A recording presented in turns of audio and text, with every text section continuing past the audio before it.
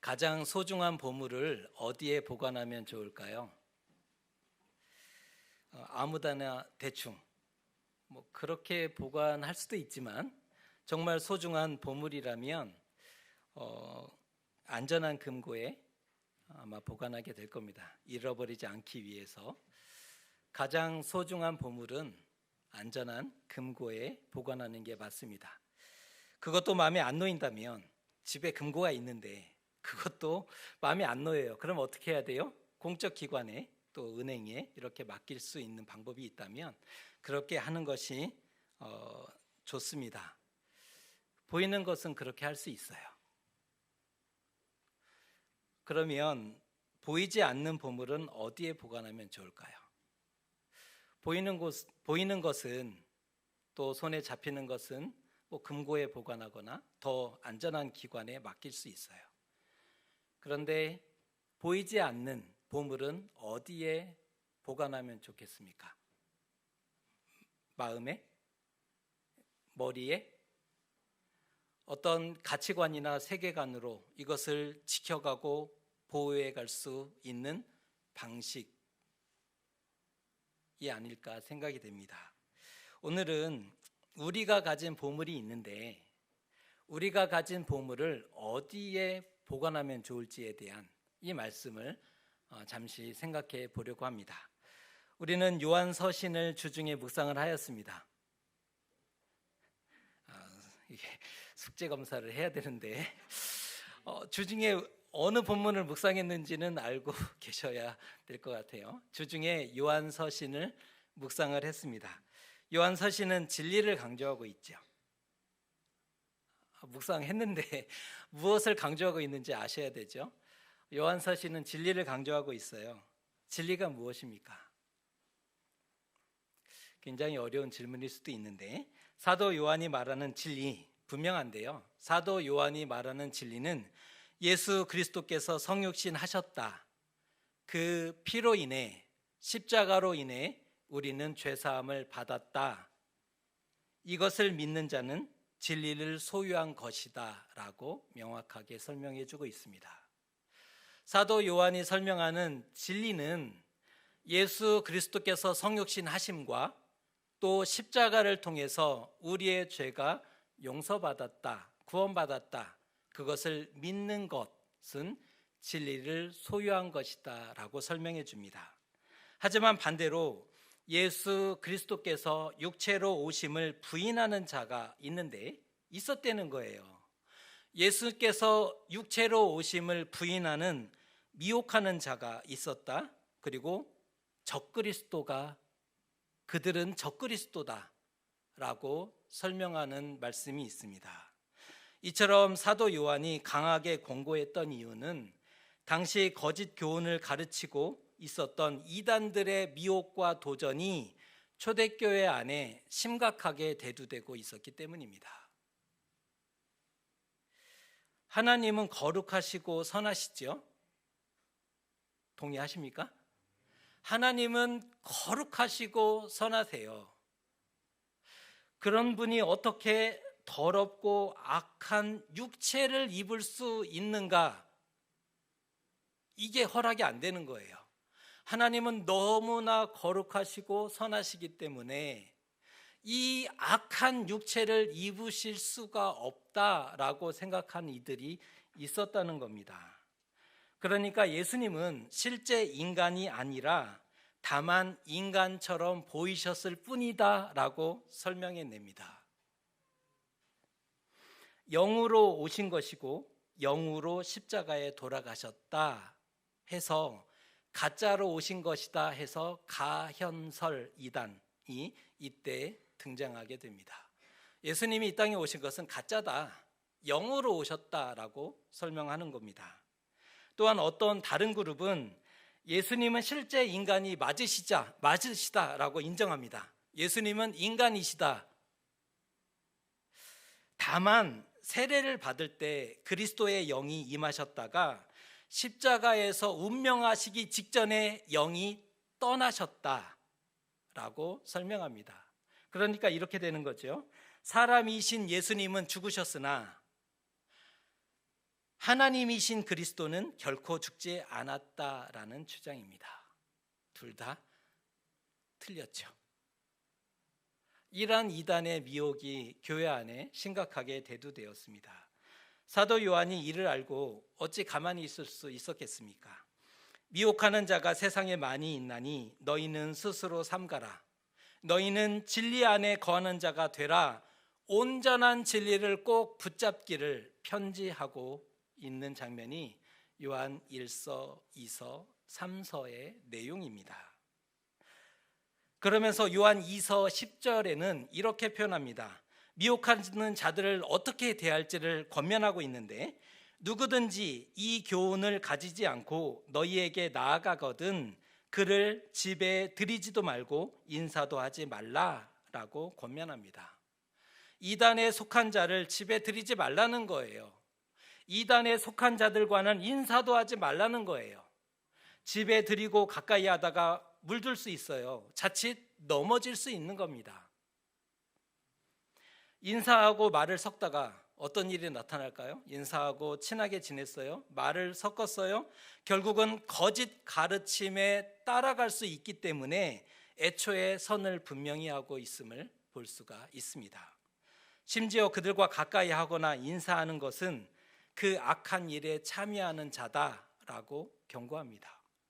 다시 말해서 예수 그리스도를 부인하는 것이다. 이 표현이 굉장히 두려운 표현이죠. 인사하는 것 자체가 예수 그리스도를 부인하는 것이다 라는 경고를 해주고 있습니다.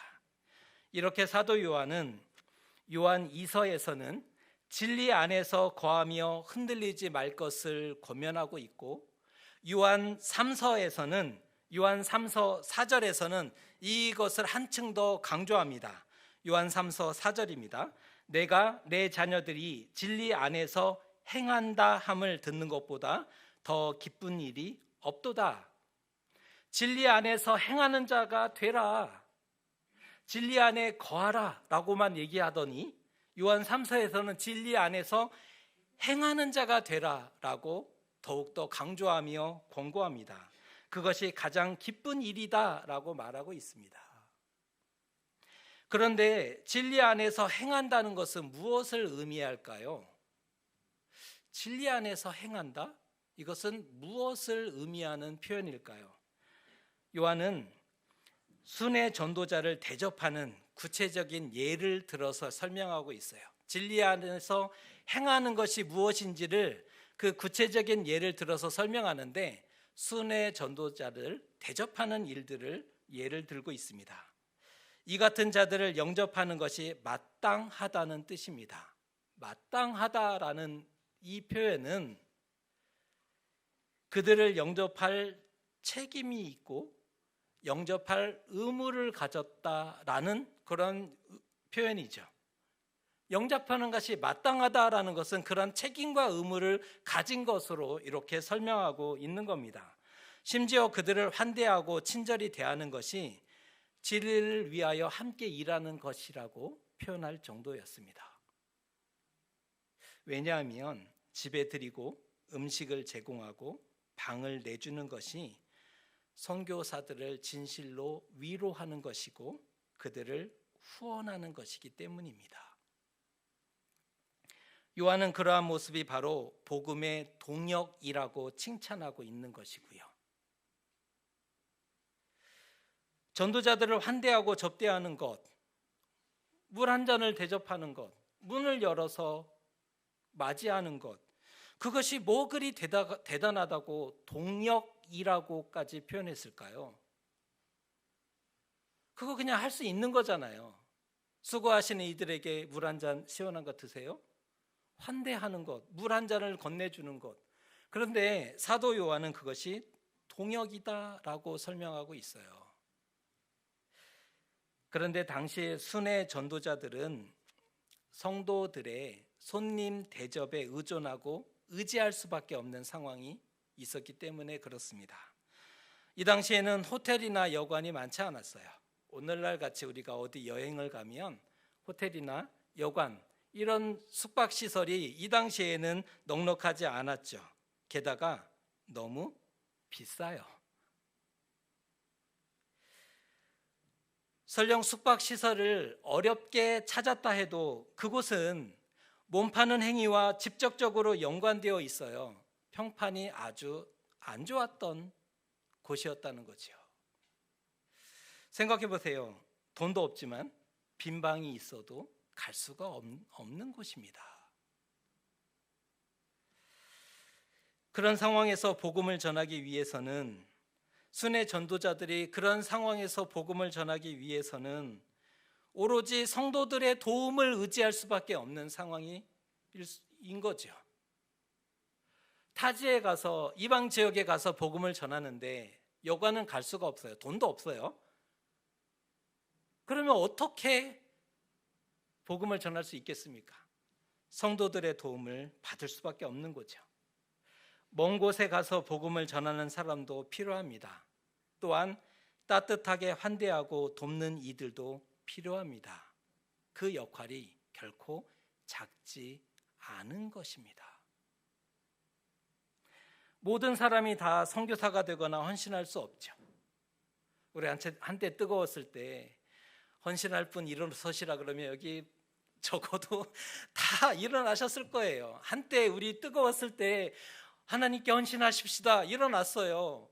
강단에 초청 와서 하나님께 일생을 드리는 분들 나오시라 했을 때 강단 위를 정말 다, 저도 올라갔거든요. 우리 그렇게 했단 말이에요. 그런데 모든 사람이 다 선교사가 될 수는 없어요. 사람마다 은사가 다르죠. 그리고 사명이 다 다르지 않습니까? 은사대로 쓰임받고 사명대로 보냄받는 것이 맞는 거죠. 모두가 다 선교지에 가 있으면 누가 파송하고 누가 기도할 것이고 누가 보내줄 겁니까? 하지만 그렇게 돕는 것이, 모든 것이 합력하여 선을 이루는 것이고 진리를 위하여 함께 일하는 것이다 라고 지금 사도 요한이 칭찬하고 있는 겁니다. 진리 안에서 행하고 산다는 것은 어렵지 않습니다. 복음을 들고 선교지로 나가는 것이 진리를 행하는 것이 아니라 하나님께 하듯이 형제를 사랑하고 환대하는 것, 그 자체가 진리를 행하는 것이다 라고 권면하고 있는 그러한 장면입니다. 서신서를 보면 선한 일에 힘쓰라 강조하고 권면하는 부분이 참 많이 나옵니다. 서신서를 읽어보면 좀 의아한 대목을 맞이하게 되는데, 선한 일에 힘쓰라 라고 강조하는 본문이 나오더라는 거예요. 그것도 많이. 우리가 주중에 묵상했던 디도서, 요한 2서와 3서를 묵상하고 또 디도서도 주중 본문에 있었는데, 디도서 2장 14절에는 이런 표현이 나옵니다. 그가 우리를 대신하여 자신을 주심은 모든 불법에서 우리를 속량하시고 우리를 깨끗하게 하사 선한 일을 열심히 하는 자기 백성이 되게 하려 하심이라. 이 말씀을 곰곰이 생각해 보면 이상하지 않습니까? 믿음을 통해서 구원을 얻죠. 잘 생각해 보세요. 믿음으로 구원을 받아요. 그런데 서신서는 삶을 강조해요. 믿음으로 구원을 받는다면 믿음을 강조해야죠. 믿음이 훨씬 중요하죠. 믿음 빼놓고 어떻게 삶을 강조할 수가 있어요?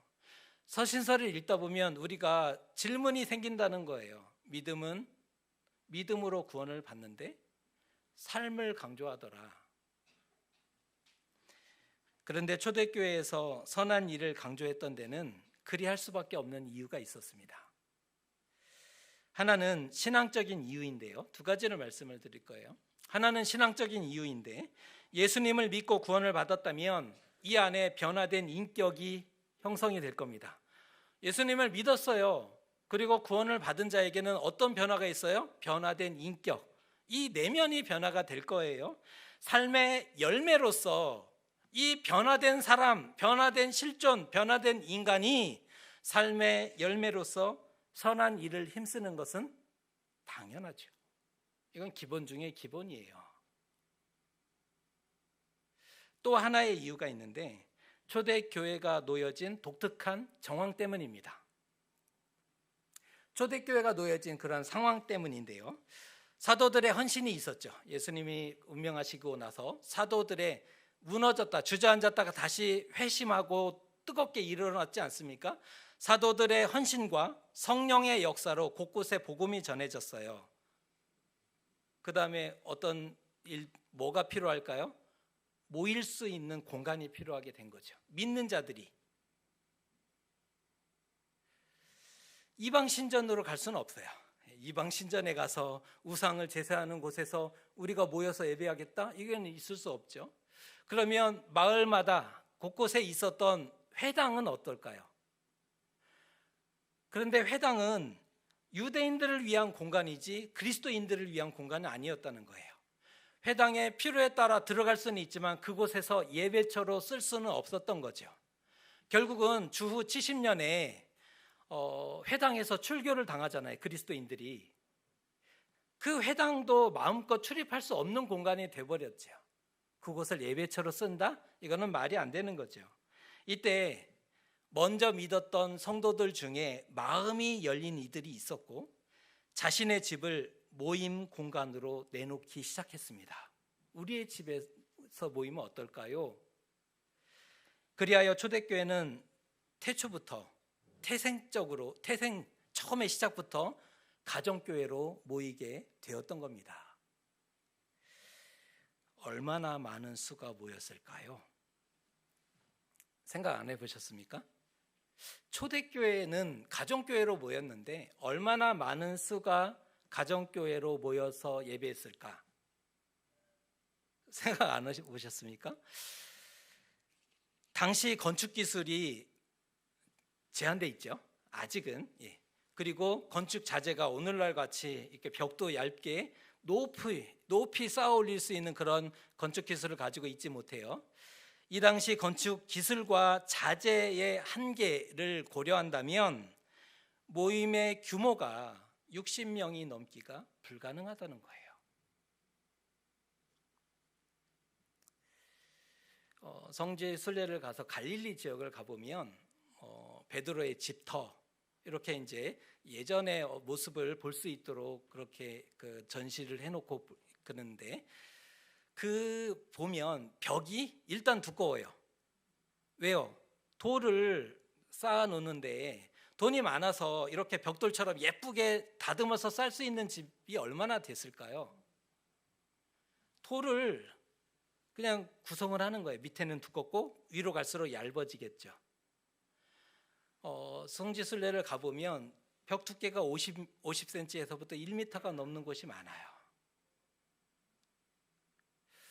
이 당시 평균적으로 방의 개수를 신학자들이 따져봤더니 방이 하나, 조금 사는 집은 둘로 구성이 되어 있어요. 그 방 한 곳에서 안쪽은 자는 곳, 선을 그어놓고 안쪽은 자는 곳, 이쪽은 주방에서 요리하는 곳, 이쪽은 생활하는 곳, 혹은 양과 염소들을 겨울에는 추우니까 들여놓는 곳, 그렇게 선을 그어놓고 나름대로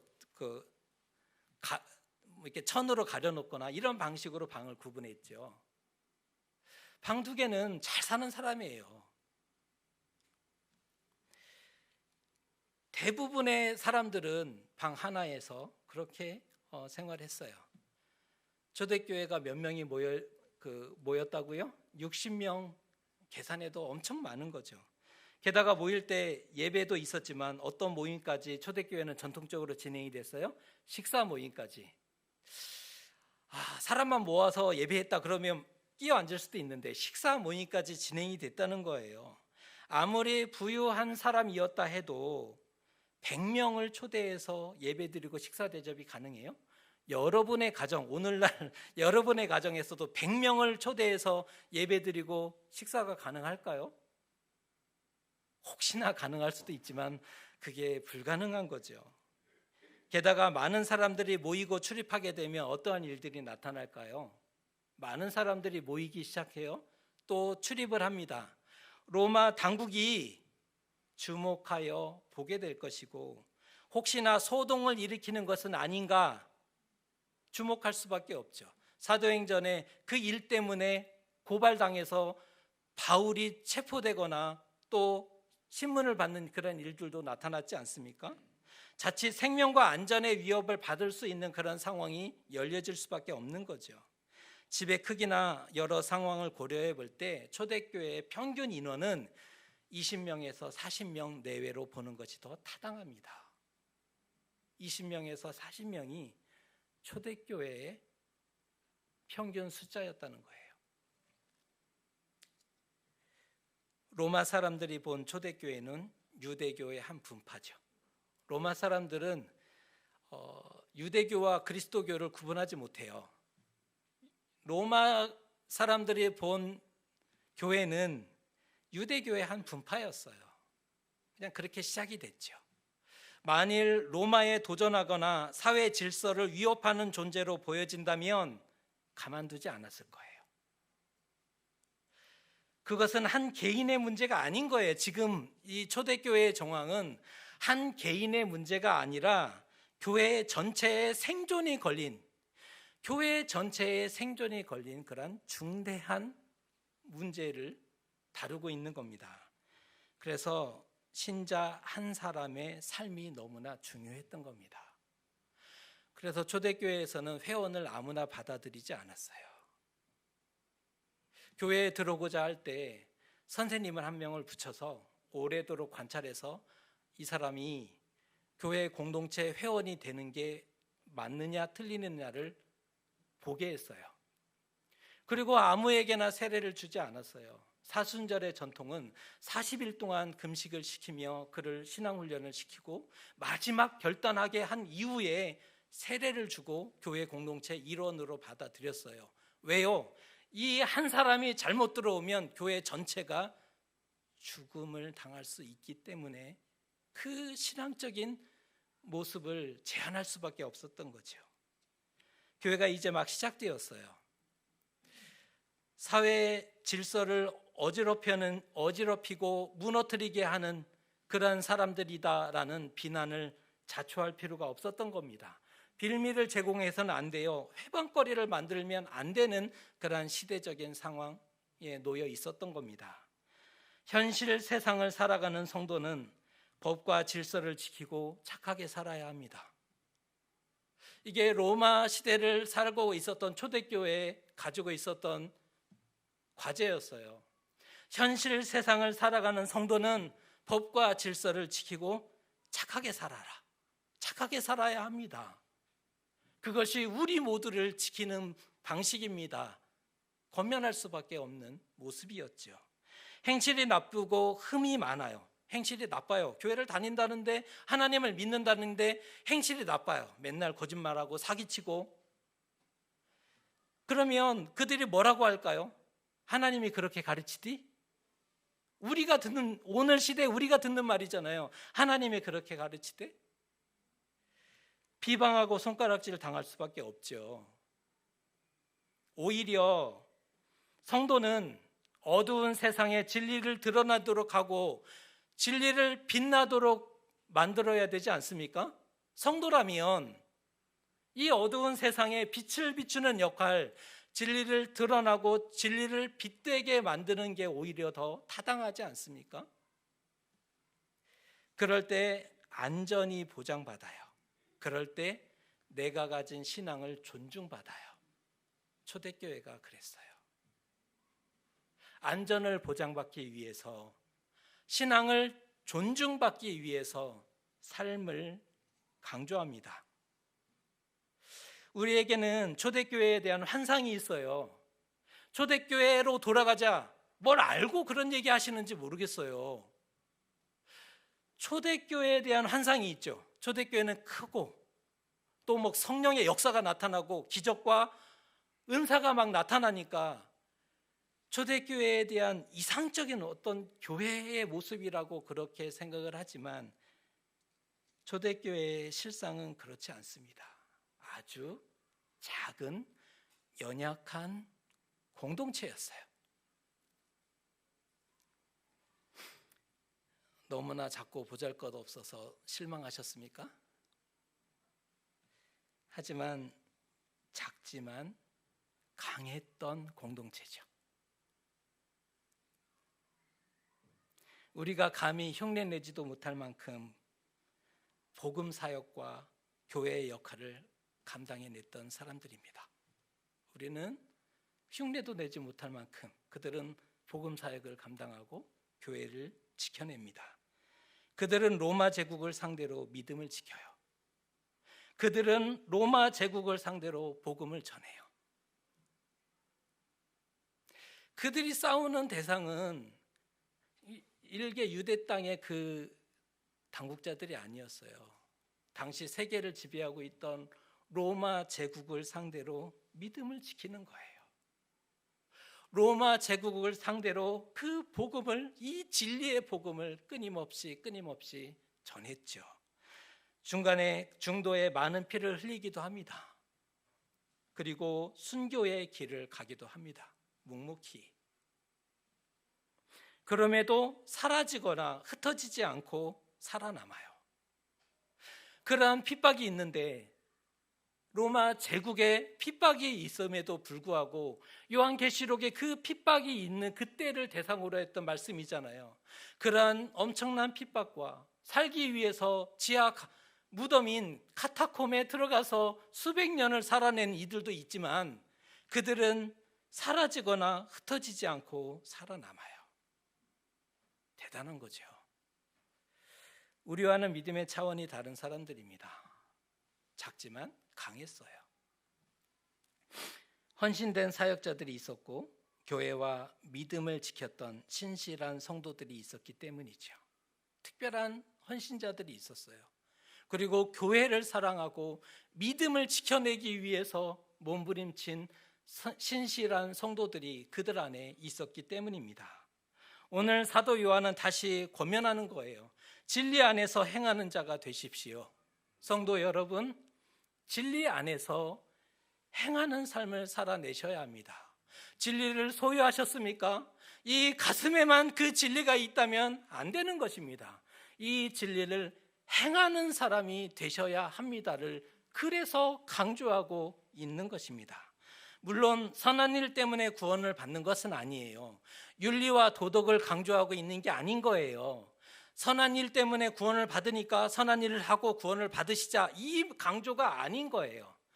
우리는 분명히 기억하셔야 합니다. 선한 일 때문에 구원받는 것은 아닙니다. 하지만 바르게 살아서 진리가 비난받는 일이 없도록 해야 되는 것 아니겠습니까? 제대로 살아서 우리 때문에, 믿는 우리 때문에, 믿는 그리스도인들 때문에 진리가 비난받는 일은 없어야 되는 거잖아요.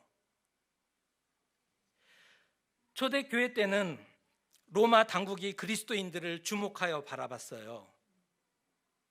오늘날에는 세상이 우리를 주목하며 바라봅니다. 똑같아요. 초대교회 때는 로마 제국이 그리스도인들을 주목했어요.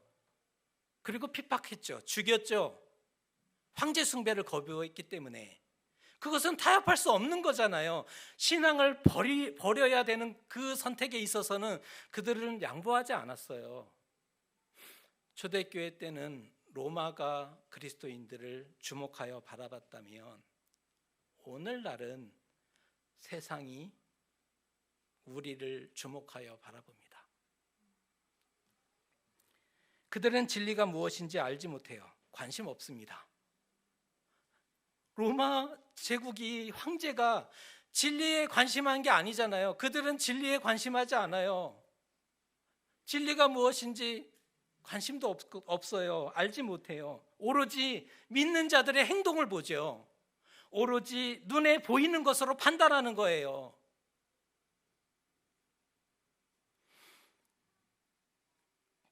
그래서 지키고 싶은 진리일수록 삶으로 행하고 땅에 두어야 하는 겁니다. 진리는 삶에 보관해야 합니다. 소중한 진리일수록, 우리가 빼앗길 수 없고 포기할 수 없는 진리일수록 그 진리는 삶에 보관하는 겁니다. 삶에 수놓아진 선한 일들을 보면서 진리가 그때 빛나는 거죠. 삶에 수놓아진 그러한 선한 일들을 보면서 믿는 자들은 다르구나, 이 얘기를 하는 거예요. 다 똑같네. 다 똑같으면 굳이 교회를 갈 이유가 없잖아요. 삶에 수놓여진 그 모습을 보면서, 선한 일들을 보면서, 그래도 믿는 자는 다르구나, 그래도 교회 다니는 사람은 좀 낫구나, 그래도 그리스도인들은 그래 조금 낫지. 삶에 수놓여진 그 행위가 없다면 세상이 어디에서 진리를 발견하게 될까요? 그런데 궁극적으로 그것이 자신과 세상을 위하는 일이 되는 거죠. 초대교회는 행함을 강조할 때 교회가 생존했어요. 그리고 세상을 구원합니다. 그러한 삶을 살아가는 것 자체가 자신과 세상을 위하는 일이 되는 거죠. 우리도 진리 안에 있어야 합니다. 예수 그리스도, 이 진리 포기할 수 없어요. 이 진리는 어디에 먼저 있어야 돼요? 우리 안에. 또한 그 진리를 우리 삶에 안전히 보관할 수 있어야 합니다. 우리에게는 금고입니다. 그리스도인에게 삶은, 우리의 일상은 금고입니다. 삶의 순간순간 사이사이에 진리를 보관해야 합니다. 삶의 순간순간에, 삶의 사이사이에 진리를 안전하게 보관해야 되는 겁니다. 바르게 진리를 소유하는 방식이고 진리를 전하는 방법이에요. 그럴 때 우리 안에 은혜와 진리가 충만하게 될 것이고 하나님께는 영광과 존귀가 넘치게 될 것입니다. 여러분을 축복하기는 우리 안에 은혜와 진리가 충만하게 되시고 하나님께는 영광 돌리시는 복된 삶을 살아내시는 저와 여러분 되시기를 주님의 이름으로 축복합니다.